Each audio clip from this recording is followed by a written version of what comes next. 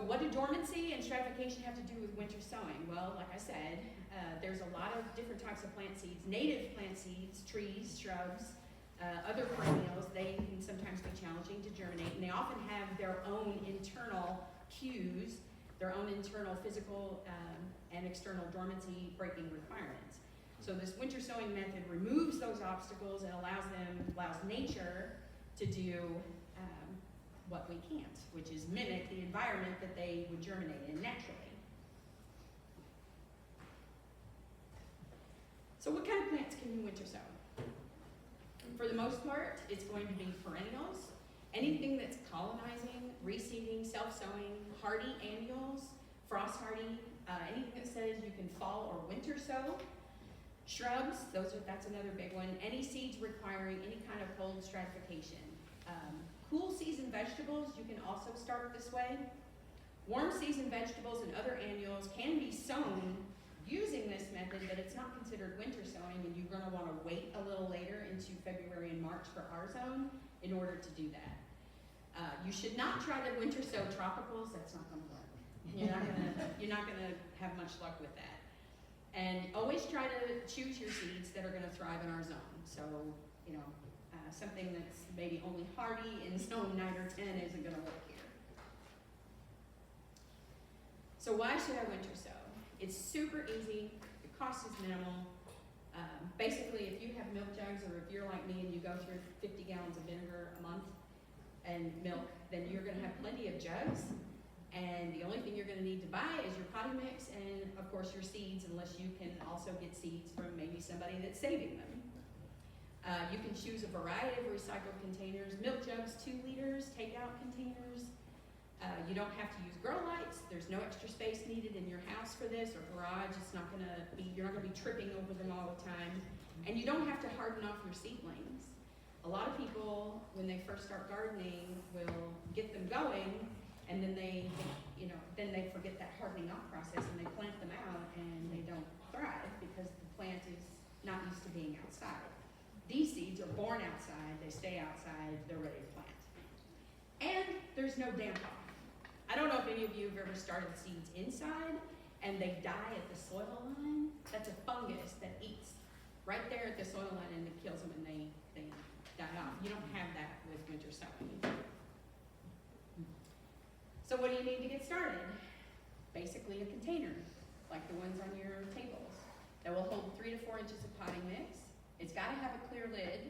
You don't want to use anything that is not transparent because you want the sunlight to get in there. Scissors or a box cutter, a drill, which is optional, but you need something to poke holes in the bottom of it for drainage. Sharpie to outline, and you must label because they all look alike when they come up in the spring. And then you've got 50 jugs of little grass things that you're like, I have no idea who's who.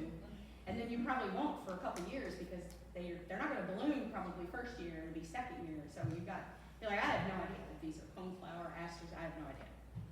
So you've got a label, moisten potting mix in your seeds. So what do? Well, first thing you're going to want to do is before you cut your jug, you're going to drill holes in the bottom. This is pro technique. You're going to want to do 3 or 4 of those in the bottom. Good size hole. I use a big drill, so I don't have to do 15 little holes. I use just 3 or 4 of these big holes. And then, actually, I'm going to go and do this.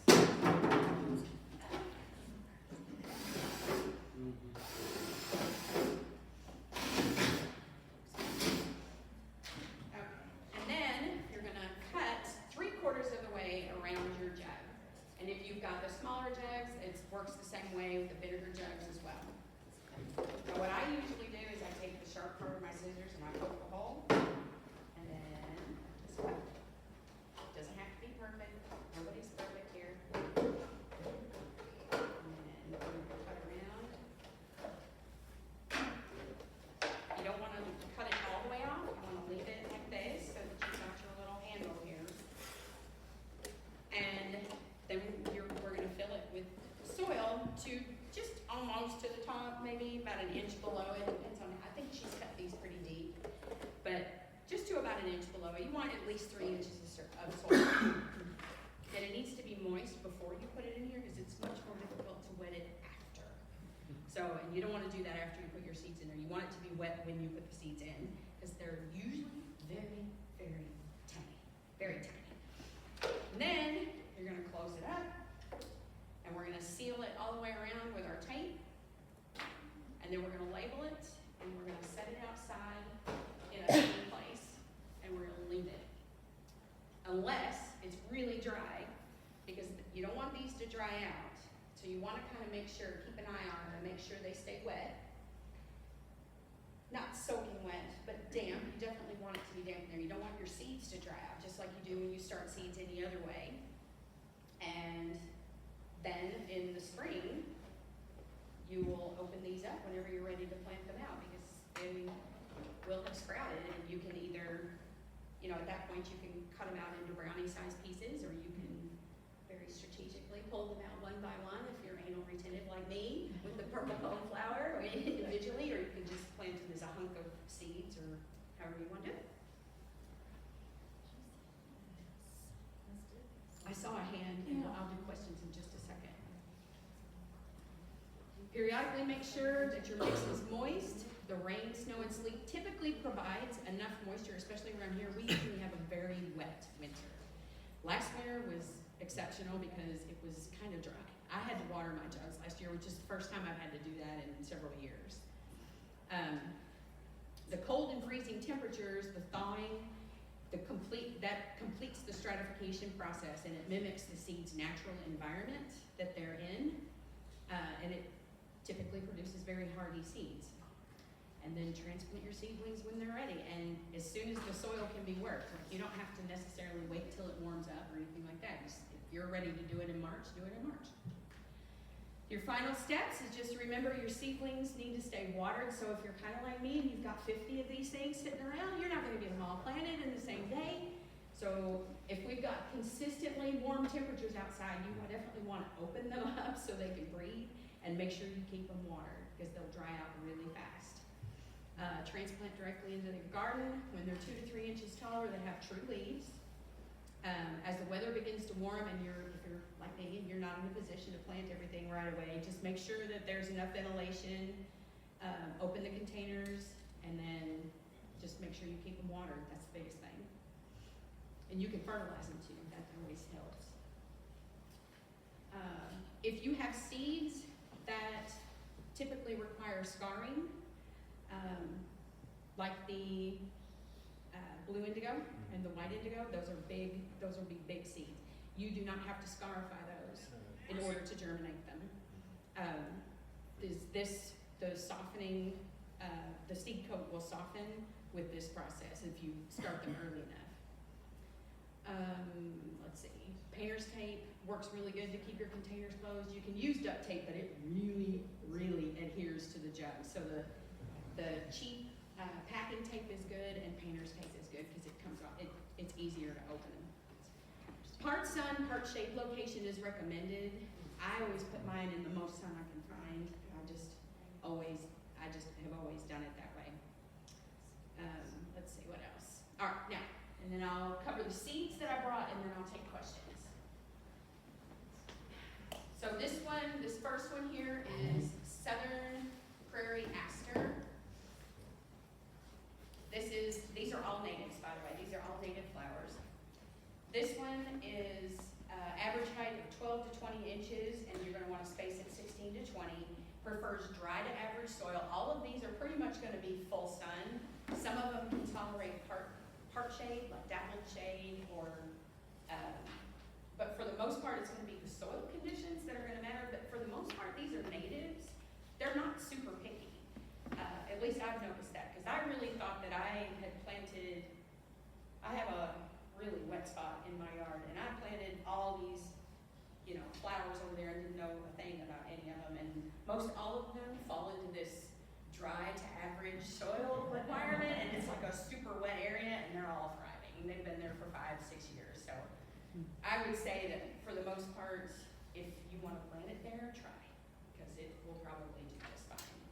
I tried to choose varieties that I knew would bloom either first year or at least by second year, The only one that's not true of, and this one is probably not gonna be for the faint of heart, this is the purple poppy mallow. This one has a really sporadic germination, so it's a sporadic germination, but once it does and it takes off, it's just a beautiful, beautiful plant. It crawls along the ground. It doesn't set down roots though, and it dies back to the ground when it's done. So, but it sprawls out like 2 to 3 feet from the crown, and it blooms in purple poppy, like bright magenta purple poppy color. It's beautiful. I have this in my yard as well. And then sweet coneflower, I think everybody is familiar with that. It is like purple coneflower, only this is called sweet coneflower because this is aromatic. If you crush the flower petals or the leaves, it smells like sweet anise. So that's also its AKA, sweet anise. Downy skullcap is a really, really good flower for those of us who neglect their gardens, because I have this girl, and it's made this huge. I mean, I started with a plant about this big around, and I have a cluster of it now, and it's probably been there for 5 or 6 years, and it's probably this big around, and it's super drought resistant. I mean, and it just blooms all summer, and it doesn't matter how dry or hot it gets. And it's beautiful. It's blue. It's gorgeous. Shining blue star Amsonia is almost like a shrub. It grows in a huge cluster, and it's really pretty. It gets in the late spring, it gets blue flowers on the top of it, and you can actually cut it back, and sometimes if we have a cool enough fall, it will bloom a second time. Mine has. But it's gorgeous as well. It's another real pretty blue, but it's considered a 4-star on the landscape because it's what they call a neat plant, so it's not messy looking. It's very uniform. It grows in a nice vase shape. It's gorgeous. And then of course purple coneflower, which is a lot of people really adore purple coneflower, and it's very easy and it's beautiful when it blooms. Okay, questions? Yes.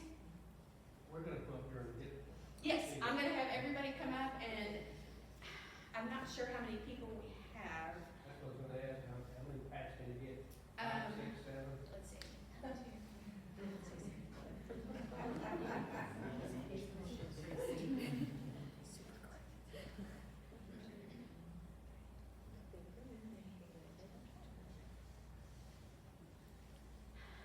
I think, let's see. 1, 2, 3, 4, 6, 7, 8, 9, 10, 11, 12, 13, 14, 15, 16, 17, 18, 19, 20. I think everybody can get 2. I think there should be enough for everybody to get 2. Yeah. Do you leave the lids on? No, take the Okay. lids off. Okay. Throw them away. You You don't have need to them. put You it want on. them open. Okay. Yeah. She left the lids on. You should leave the lid on. You just unscrew those and drop them in the trash can. Because you want the water, the snow, and all of that to get in there and rain. Figure that.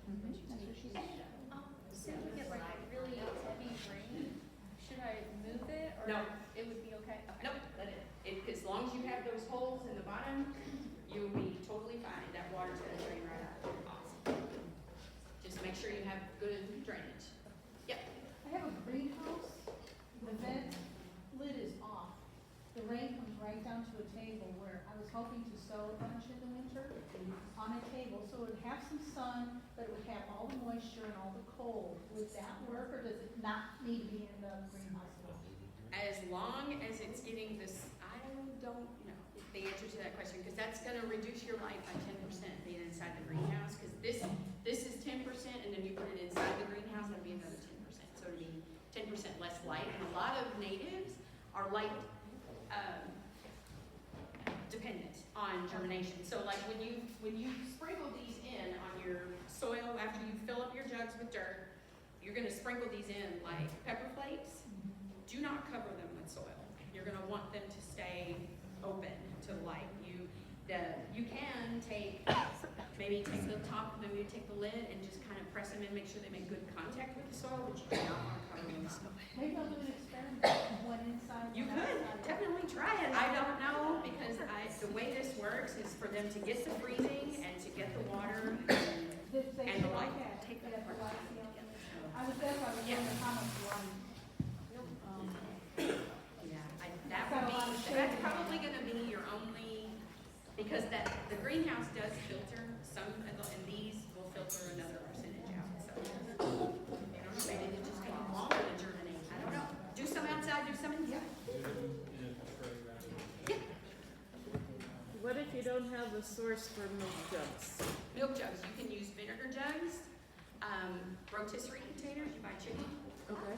You can use a rotisserie container. Now, it's not gonna have as much soil in it, Right. so you're gonna wanna transplant quicker, Okay. like in the spring, because it's only gonna have, the bottom of that is only like so deep. The grapes container works good too, the one that The grapes container and spinach containers. Yeah. Okay. And like, you know, I've noticed now with the spinach containers, they got those tear-off lids, so Yeah. you can cover those with, plastic wrap. Okay. You can use saran wrap on them, or a piece of plastic, just a piece of clear plastic, put a rubber band on it, whatever, poke some holes in it, so that just anything that, make sure you get water in it. Your vegetable oil too. I use Vegetable oil containers. 2 liters, you can use 2 liters if you drink sodas. You can use I've used the green ones too, those work. Containers. The berries for grapes, anything like that.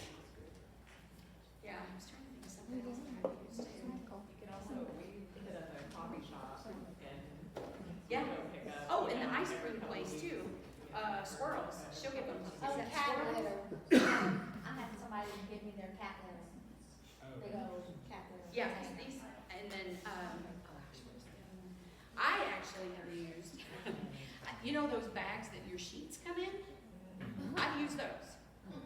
I mean, if I can make a planter out of it at my house, it's done for, it's going in the bag for, So what about the metal? Because I know these things come with a clear plastic top on them. Would the yeah, metal you be can use okay? that, absolutely.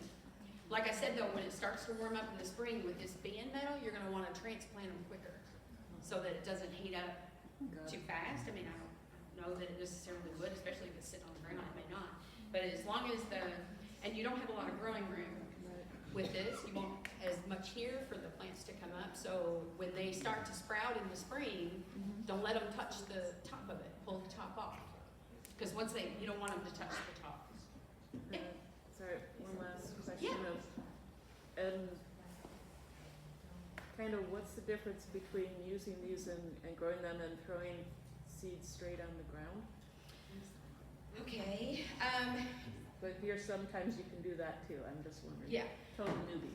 I've had zero luck growing them on the ground.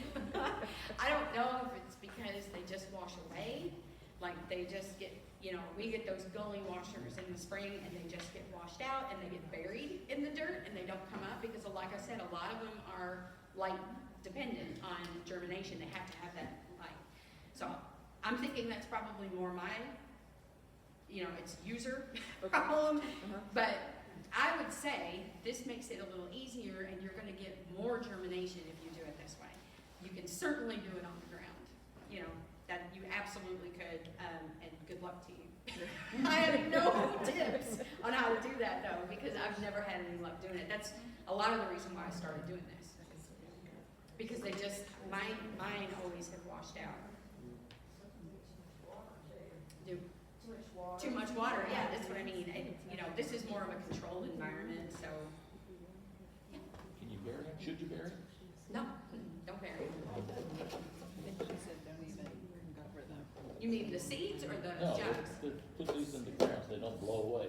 If you- No, mine don't ever, I put mine right on the picnic table, I've never had a problem. I live, like, it's really windy, it's like a wind tunnel, and mine will blow away, so I have to keep them right up against my house.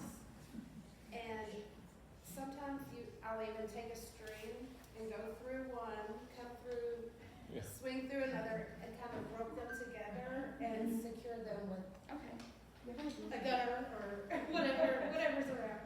I have put mine on the picnic table that I have, and I'm not real good about it, but I have just like a 2x4 out back, and I just put it along the back of cause I have, usually my picnic table is full of jugs, and then I'll just put like a 2x4 or 4x6 or whatever back of it to keep them from blowing off of the, but I don't think I've actually had my greenhouse turn over, but I've never lost my jugs. So, I mean, I had white sage over the back of my yard back there. Somebody else raised their hand. See? Yeah, I didn't know if there was somebody before me. no, go ahead. We were just talking about, you said you put all your jugs on the picnic table. Mhm. Probably a good idea to have them elevated, or no? Like, they have the jugs sitting on them? You can put them on the ground. I have a 100-pound Malamute that's very nosy, so mine go on the picnic table. But if you don't have a 100-pound Malamute, you can set yours right on the ground. Yeah, and she gets the zoomies, and she's liable to run right into them, so. Yeah. No, I just put them up there because, and, yeah. And is that in the direct sun? Your picnic table in the direct sun? Yeah, I push it as far as I can, because my back porch area there is kind of shaded in the winter. Now in the sun, once we get into summer, it gets full on sun right there. So I can kind of judge how much, a lot of times I'll even like scoot my jugs toward the end of the picnic table and scoot it over as far as I can get it so that they're all in the sun. Yeah, so, I am totally new at this, and I see that we're doing flowers, but can regular vegetables be done like this? You can, definitely, and we've done it successfully. You're just gonna wanna wait and do that a little closer to like maybe late February. You can start, that's usually like when we start is mid-February to late February. And you're gonna wanna start your later, the ones that take the longest, like peppers and things like that, and you're definitely gonna want those in the sunny, warm spot. You don't want those in a cold, in the shade. Tomatoes you can wait on, that only literally takes weeks. Very few, sometimes days of tomatoes. Squash, cucumbers, we've done all of them, we've done everything like that. But the cool season vegetables you can do now. So like if you had a place that you were gonna plant out your lettuce or your spinach, you can go ahead and get those started now because this is a little protected area. So these are like little mini greenhouses, so you can get those going, and those things are cold hardy. Broccoli, Brussels sprouts. Yes. Like that. Yes. That's what we're getting. So- Brussels sprouts. How do you learn whether it's on the seed pack or whatever? Where do you find out whether it's okay to start now or to wait a while? All of these seeds came from Missouri Wildflowers, and they have on their website, when you order the seeds, it'll tell you how many weeks cold stratification they need. But pretty much any wildflower is gonna require, I'm gonna just blanket say most of them require cold stratification. There's very few that don't. Okay. They almost all require some level of, not all of them require, 8 weeks, 8 to 12 weeks, but some of them do. And that's why we start them now, because if you start them now, it's gonna cover that whole range. Okay. And it's also a matter of, you know how sometimes we have warmer springs? Like last year I had a few things that I needed 60 days of cold, and I was afraid I wasn't gonna get it because we kind of warmed up really early last year, and I was like, I'm afraid. But I did, I ended up getting good germination, but some things take longer. Some things really need a good 12 weeks. Like, I think the mallow, one of these up here takes a good 12 weeks of cold stratification. And then some things only maybe need 3 or 4 weeks, like lavender, because I've done lavender, oregano, parsley, and I've started those in January. I just throw them in there. I mean, they're not gonna die, because those do require cold stratification, but they're not gonna germinate until they're ready. Okay. So I don't have to worry about them germinating in February because it's just probably not gonna happen. And it's lavender, so it'll be fine. It likes cold weather, so is rosemary. But basically the information would be on the Seed packet. seed Yeah. pack It itself? should be. I won't say that every company puts Right. that on there, and I think that's where a lot of people fail when they start wildflowers, is because a lot of that information's not on there. But if you look it up online and look up several different, if you look at a a different, seed dealer, I guess, Okay. and look on their website, you might be able to get that information. But you can almost assume that almost all perennial wildflowers are gonna need some sort of stratification. Okay. And Some of just, them have multiple treatments that they need. so just as an example, because I have the seed packets, not necessarily wildlife, but so sprouts in 14 to 21 days, and it does say it's frost hardy. Which one is that? It's actually a poppy. Okay. But I was saying, those terms would say it's ready to Yeah, do now. I have winter sown poppies before, Okay. and very successfully, but they will not come up until the spring. Like, I've put them in like in January, and then Okay. they don't germinate until it Okay. warms up, and a lot of these won't. But they still have to have that cold period before Okay. they'll come up. So basically, it doesn't matter when we start, because they won't come up until They they're won't ready. come up till they're ready. Got it. Yeah, and it says frost hardy, you can definitely winter sow those. Okay. Yeah, easily. Yeah. Poppies are, transplant them when they come up though. They're very finicky. If you wait till they're all lanky and loopy, they don't last.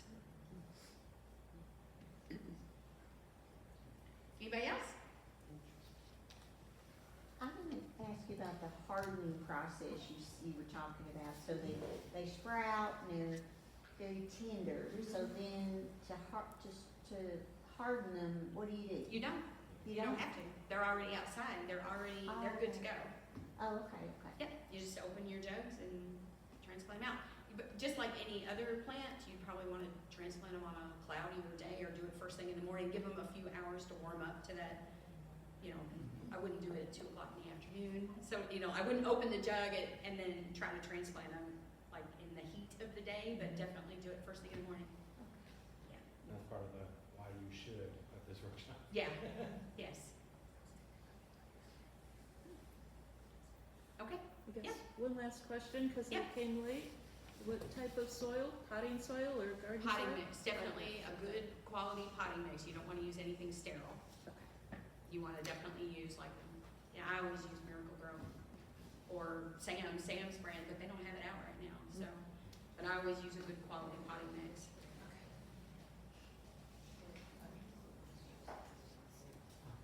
What is it? Which one? Yeah. It's higher this year though. I've already priced it because I need some at the house. Anybody else? Okay. So go ahead and fill up your jugs just below maybe about an inch or so below the bottom line.